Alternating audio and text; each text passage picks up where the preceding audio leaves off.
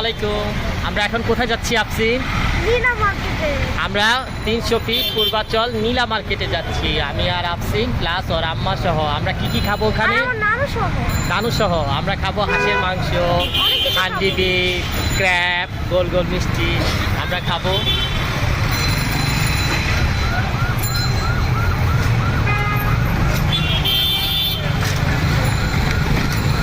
বাবা মেয়ে